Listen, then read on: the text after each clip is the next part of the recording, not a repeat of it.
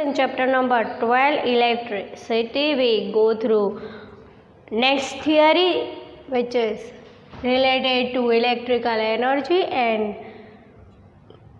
the question is that explain electrical energy and derive its formula. The question is continue. Obtain Joule's law of heating. Joule is Joule. Scientists who derive the law of heating.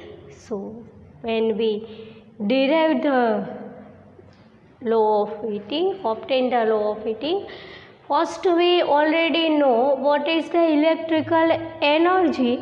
When the metallic wire can be heat and the free electrons can be work out, and the electrical energy can be provided. Some instrument can have used to convert a heat energy into electrical energy. Electric toaster, electric heaters are used to convert electrical heat energy into electrical energy. When the heat can be produced, the metallic wire or the wire can be used. It is called nichrome wire. We find the one example with the help of nichrome wire in the activity we can study Ohm's law. Nichrome is a alloy. So when the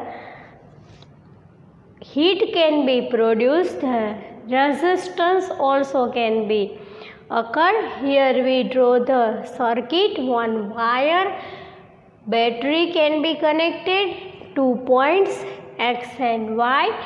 Between 2 points one resistance can be occur. Here capital V will be volt and here is a battery. So voltmeter is always connected in parallel combination. Ammeter is always connected in series combination. So we find the electrical energy and formula for it, and then go through Joule's law. As we know, in the metallic wire, when the current will be passed through metallic wire,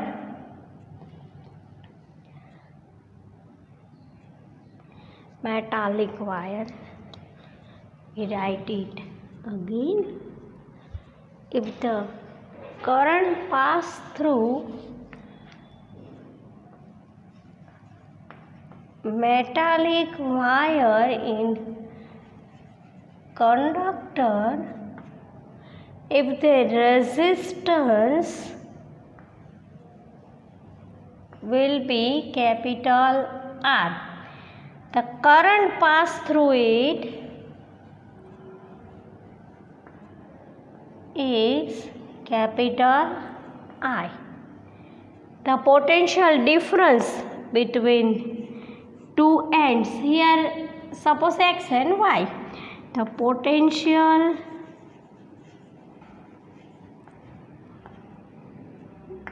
difference we called it PD between two ends of wire is called capital V. In the circuit we arrange voltmeter in parallel combination and ammeter in series combination.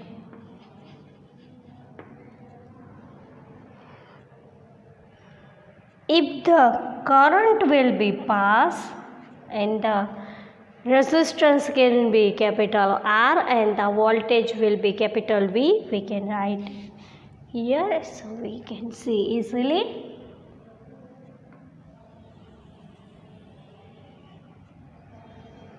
the electric charge will be in the form of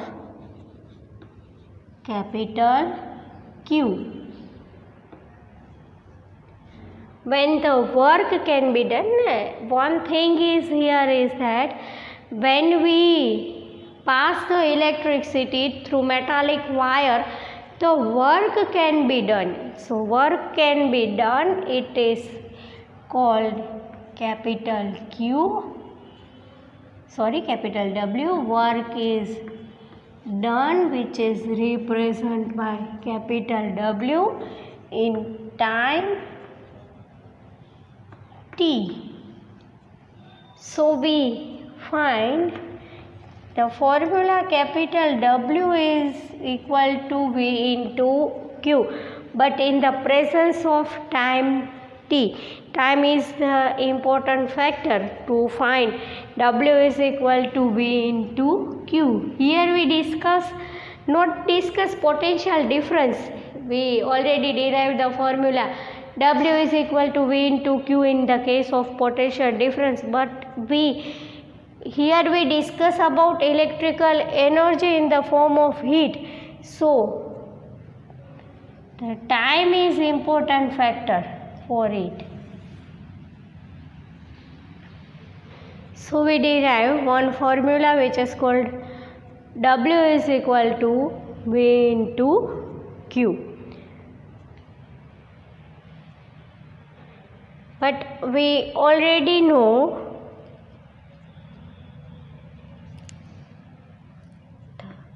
in a case of electric current, I is equal to Q upon T. But when we may subject I is equal to, when we subject Q is equal to I into T. So we put the value of Q is equal to I into T in the formula of W. W is equal to V into Q when Q is equal to IT. So the formula is V into IT. But according to Ohm's law,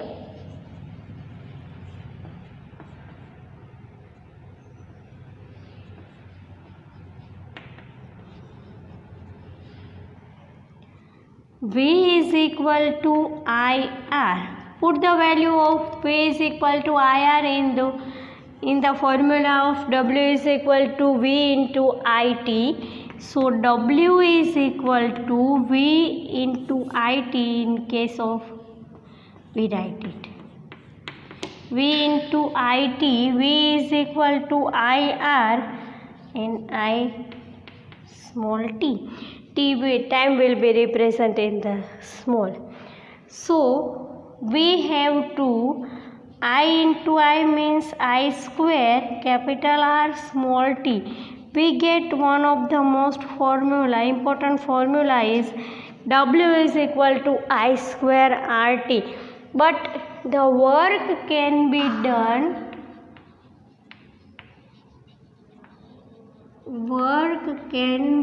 done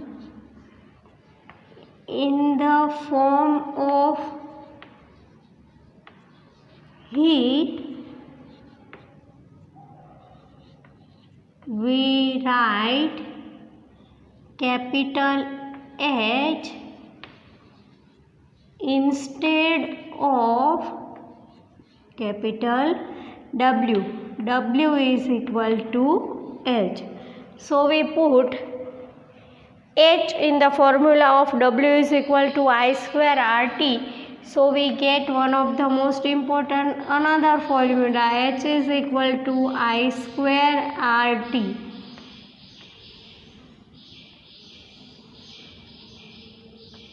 The formula of H is equal to I square RT is called as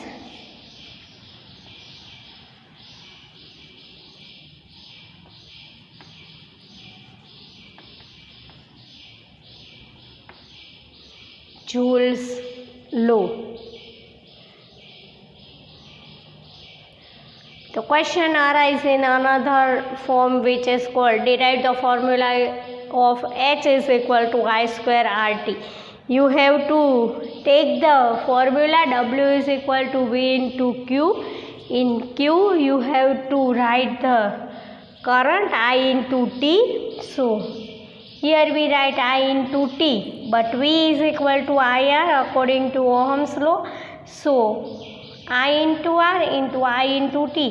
Here we write when V is equal to IR. I means I square capital R into T. When the work can be done in the form of heat, we write capital H instead of capital W. So we have to find H is equal to I square RT. The formula of H is equal to I square RT is called Joule's law. Now go through another question related to this formula.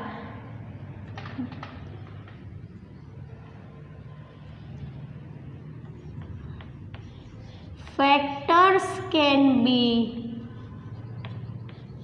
depend on the Joule's law.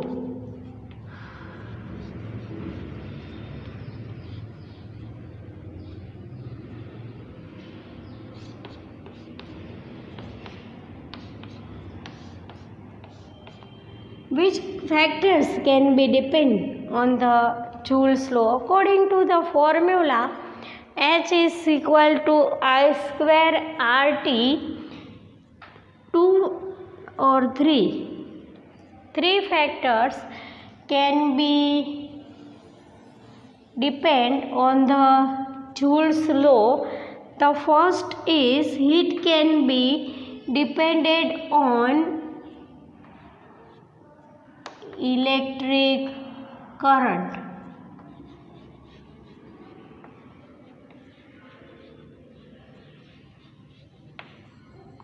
Then the heat can be depended on resistance, which will be present in the circuit, and it also depended the time taken, which is called small t. In the Joule's law, heat can be depended on electric current, resistance, and time. 3 factors. According to the formula of H is equal to I square RT, which says us that if heat is produced, it can be directly proportional to square of electric current. Then second, the heat is directly